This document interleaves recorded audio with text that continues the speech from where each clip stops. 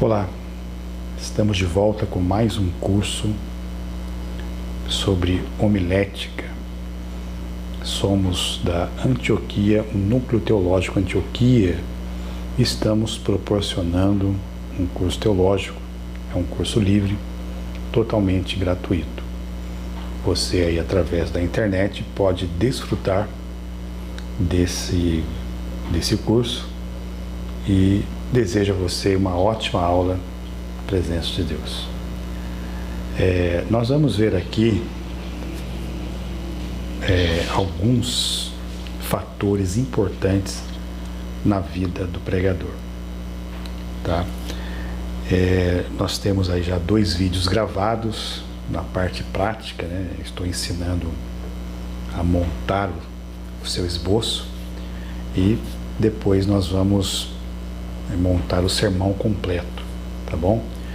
Então, para os alunos aí que estão iniciando agora, então eu gravei esse vídeo aí que, no caso, era a parte teórica que ainda eles não tinham tido esta aula, tá? Então eu desejo a você uma ótima aula, que o Senhor, que o Espírito Santo, né, vos ilumine e que você assimile bem essa matéria, que você possa colocar em prática, para que você possa ser um instrumento nas mãos de Deus.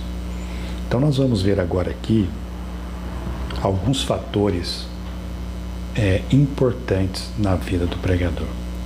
E a primeira coisa que nós vamos ver aqui é o fator espiritual, tá? Um pregador do Evangelho não deve ser um orador comum. É necessário ser convertido a Cristo e ter uma vida consagrada a Deus. Então, o pregador, ele não pode ser um orador comum. Ele precisa ser convertido. A pergunta é, será que existem pessoas que pregam sem serem convertidos? Acreditamos que sim. Deve ser um desastre, mas tem. Então, é necessário ser convertido. É necessário ter uma vida consagrada a Deus, tá? A sua vida deve confirmar a sua pregação. Outra coisa interessante aqui é que não podemos levar vidas à transformação por meio de um eloquente ouvir dizer. É preciso falar da própria experiência, tá? Então não é possível partilhar o que não se tem e nem revelar o que não se conhece. Então, fica bem claro aqui para nós, tá? O fator espiritual é um fator fundamental na vida do pregador. Então, o pregador precisa ser convertido, ele precisa ter uma vida consagrada a Deus, tá? E a mensagem da palavra de Deus deve passar pela vida do pregador.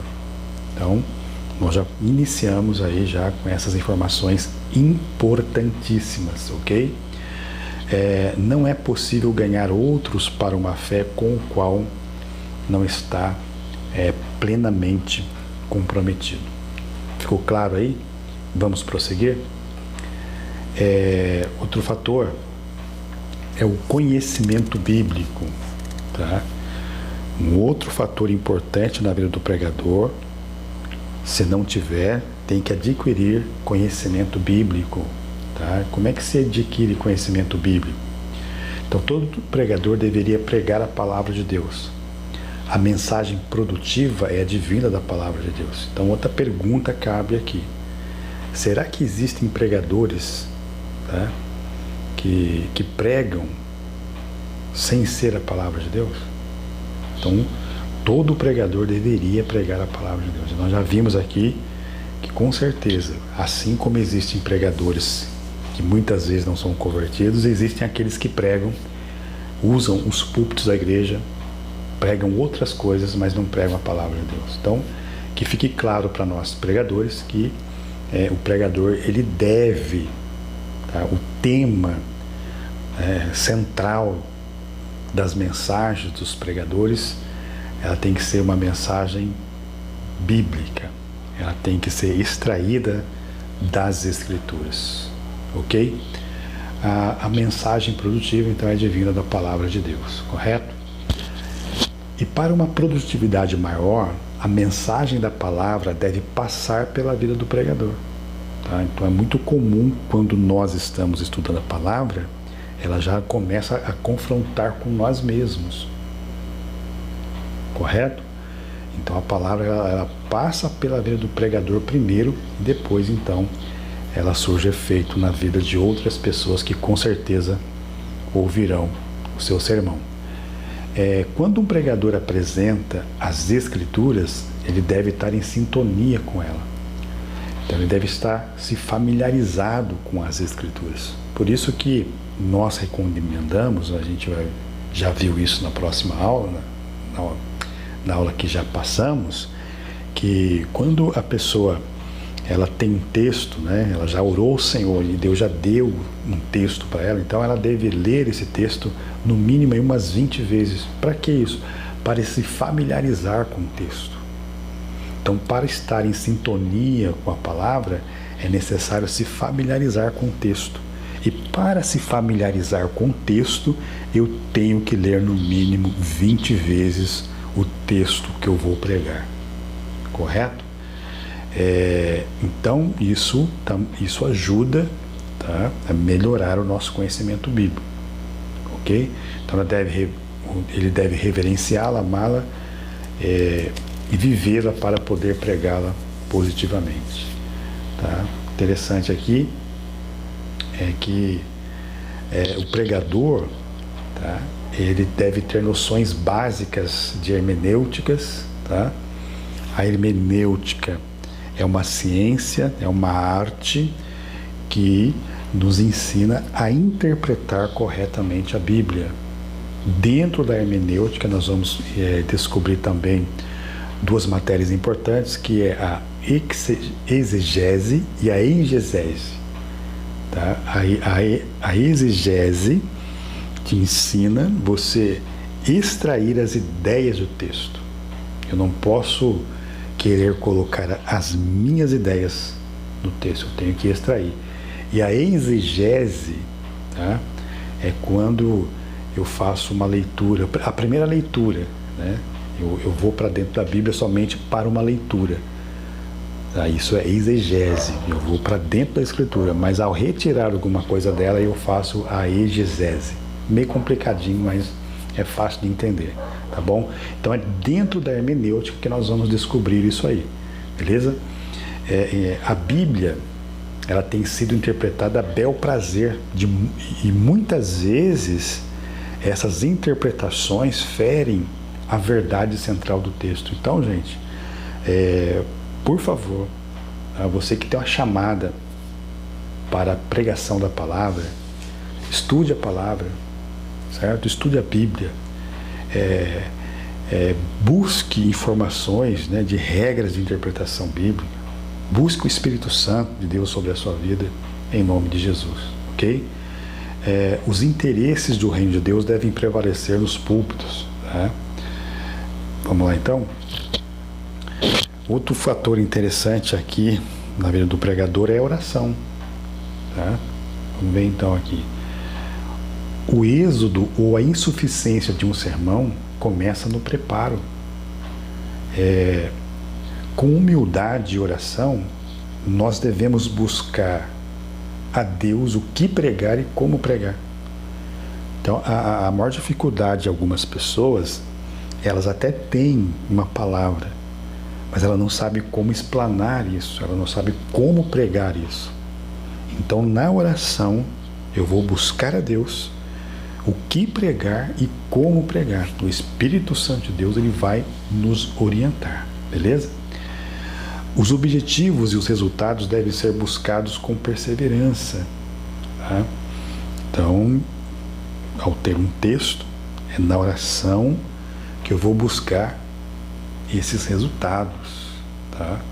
Com perseverança, em nome de Jesus. Então, é na oração que a gente vê isso aí. O máximo que se pode fazer é um bom sermão, tá? E fazer apelo, e mudança quem faz é o Espírito Santo. Nós somos incumbidos de pregar a palavra, de anunciar a palavra. Quem convence o homem do pecado é o Espírito Santo de Deus. Amém? Estima-se que para 30 minutos de mensagem devemos orar pelo menos 1 hora. Se todo pregador observasse esse requisito, com certeza suas mensagens teriam mais proveitos, né? Alcançariam mais em seus objetivos, beleza? O pregador precisa ter uma vida de oração intensa, tá? 1 Tessalonicenses capítulo 5, versículo 17 vai nos dizer o seguinte, que nós devemos orar sem cessar. O Evangelho de Jesus escrito por Lucas, capítulo 18, do verso 9 ao 14, Jesus, ele fala aqui sobre uma parábola de o dever de orar sempre e nunca desanimar. E nessa parábola ele narra uma história de um juiz iníquo que não temia Deus e não respeitava homem algum. Mas na porta desse juiz batia uma viúva. E ela batia todo dia na porta desse juiz para que ele pudesse fazer justiça contra o seu adversário. E assim foi por algum tempo. Mas ela venceu de tanto importunar, de tanto bater na porta daquele juiz. Então Jesus deixou essa parábola, mas o significado que Jesus quer nos ensinar é isso. Nós devemos orar, sermos perseverantes na oração sem desanimar. Tá? Então, nós precisamos ter uma vida intensa de oração. Grandes homens de Deus como Moisés, Daniel, Paulo e o próprio Senhor Jesus Cristo, eles foram homens de oração. A Bíblia nos relata Jesus passando horas a fio orando. Tá? Era costume dos judeus orar 3 vezes ao dia. Correto? Então, nós também devemos seguir os exemplos desses homens. Nós precisamos ter uma vida intensa de oração. Ok? Outro passo importante, a ética. O púlpito da igreja não é sala de visitas. Não use o púlpito da igreja para vingar, provocar, desabafar ou coisas dessa natureza. Tá? Então, o que mais temos ouvido nos dias de hoje, tá, é as pessoas usarem o púlpito para outro fim. O púlpito foi feito para pregar a palavra de Deus.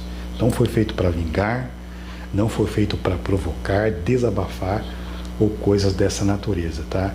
Lembre-se que você é um pregador da vontade de Deus, você é um pregador da palavra de Deus. Então use o púlpito para pregar a palavra, ok? É covardia usar o púlpito da igreja para tais fins, tá? Sabendo que o ouvinte não terá como se defender. Outra coisa, evite citar nomes de qualquer referência negativa, a qualquer que seja, né? Também cuidado com ilustrações exóticas, correto? Prosseguindo aí então, o fator intelectual, né? O pregador tem que tomar consciência de que escolheu uma função intelectual, tá? E para isso o pregador deve amar livros, leituras generalizadas. Meu querido ouvinte, se você não gosta de ler, então não tem como você ser um pregador da palavra de Deus. Porque o pregador, ele tem que amar a leitura, tá? O pregador deve amar livros, leituras generalizadas. Se você não tem esse hábito, ore ao Senhor, tá? Se esforce para que você crie esse hábito de ler, tá? Deve aperfeiçoar a língua que fala na medida do possível. Nós devemos se esforçar para que a gente consiga pronunciar bem as palavras, ok? Por isso que é importante na sua pesquisa, na sua fala, se perceber que existe uma palavra que você não conhece, consulte lá um dicionário. É uma palavra difícil de pronunciar, treine em falar essa palavra, para que na hora que você estiver expondo a palavra, as pessoas consigam entender o que você está falando. Correto? Então, a gente consegue e deve melhorar nessa parte. Sabedor que a mesma é dinâmica, deve ser criativo, culto, deve ser atual. Tá? Vamos lá? Para isso, o pregador deve ler não somente livros teológicos, jornais, livros, revistas. Então, a gente tem que estar a par de tudo. Tá? É lógico que a gente não vai pregar jornal, a gente não vai pregar sobre revistas, tá? Mas para o conhecimento geral é importante esse tipo de leitura. Tá? Outras fontes de cultura e informações devem ser pesquisadas também. Beleza?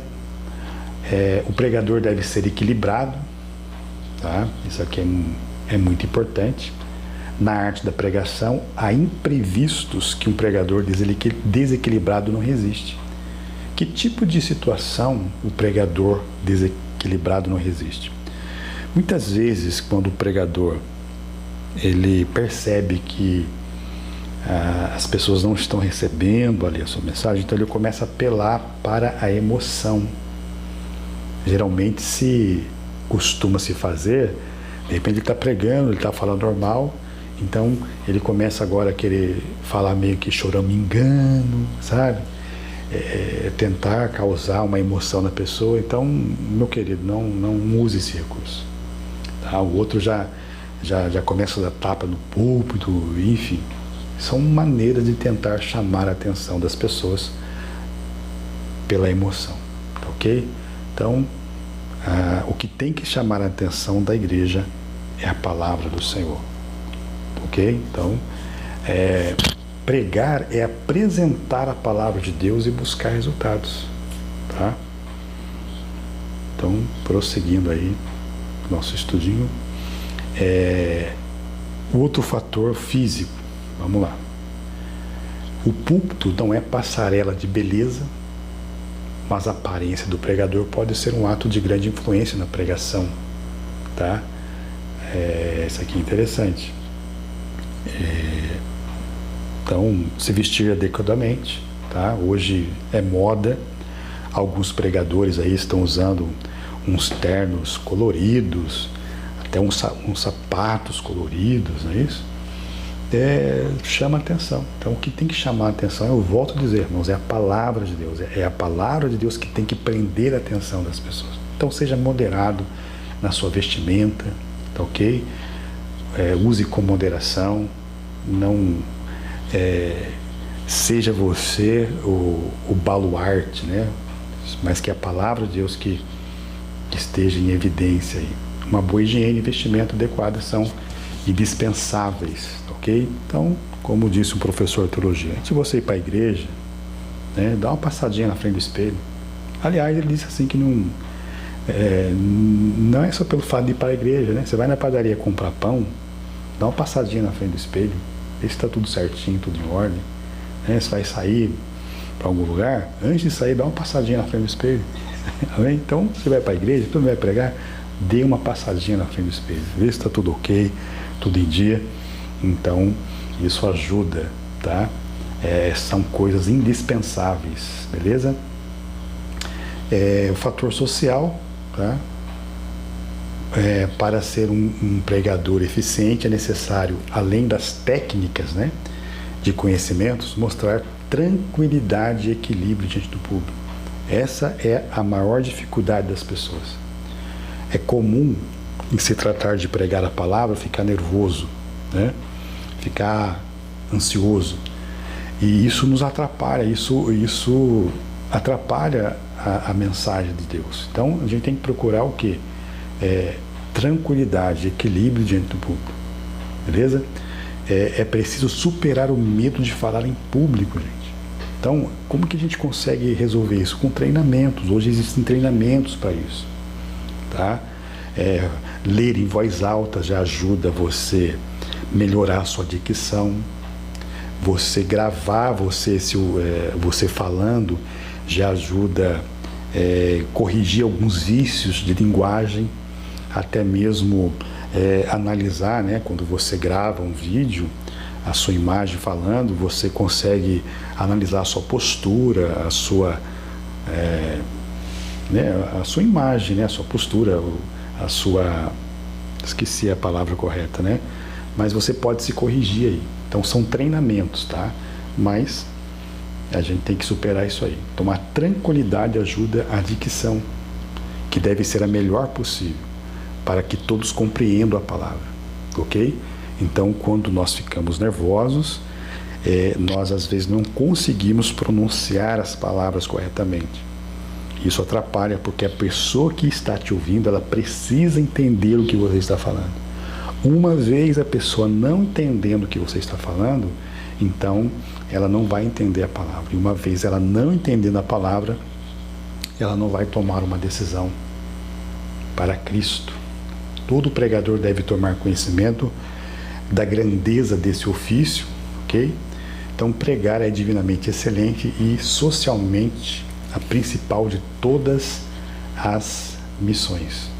Quando você prega, você apresenta a proposta divina para a sociedade, tá? E se a mensagem for aceita, o mundo estará salvo.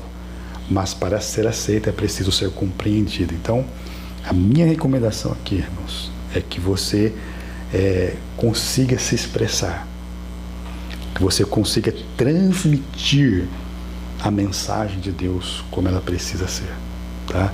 Ore ao Senhor, busque a Deus, certo? Se tiver que aprender algumas técnicas, aprenda. Existem hoje vários recursos, mas seja um instrumento nas mãos de Deus, amém? Então nós vamos até aqui, tá? Agora o próximo vídeo já vai ser agora um sermão completo, tá?